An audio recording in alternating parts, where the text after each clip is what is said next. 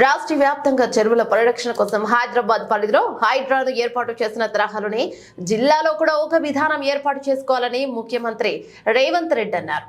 అధికారులను ఆదేశించారు. చెరువుల ఆక్రమణలపై స్పెషల్ డ్రైవ్ చేపడతామని ప్రకటించారు. ఇక ఆక్రమణదారులు ఎవరున్నా ఎంతటి వారున్నా వాటిని తొలగించాల్సిందేనని స్పష్టం చేశారు.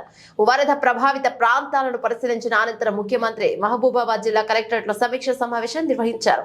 ఈ సందర్భంగా హైడ్రా తరహా వ్యవస్థలను జిల్లాలో కూడా ఏర్పాటు చేయాలని స్పష్టమైన ఆదేశాలు ఇచ్చారు. చెరువుల ఆక్రమణలపై రాష్ట్రం మొత్తంగా స్పెషల్ డ్రైవ్ చేపడతాం. ప్రజాప్రతినిధులు సమాజంలో బాగా ఇన్ఫ్లుయెన్స్ ఉన్నవారైనా కావచ్చు, ఏ ఒత్తిడి వచ్చినా ఈ ప్రభుత్వం తట్టుకోవడానికి సిద్ధంగా ఉందని, ప్రభుత్వం వెనక్కి తగ్గదు. చెరువులు, కుంటలు, కాలువలు, నాలాలకు సంబంధించి ఆక్రమణపై స్పష్టమైన చర్యలు తీసుకోవాలి. ఆక్రమణలకు సహకరించిన అధికారులపైన కూడా చర్యలుంటాయని చెప్పారు. ఇవాళ ఇది జిల్లాలకు కూడా విస్తరించాలి అని చెప్పి డిమాండ్ వస్తుంది.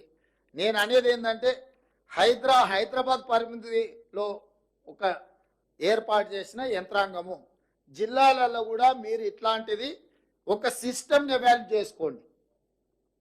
ఎవరున్నా తొలగించాల్సిందే.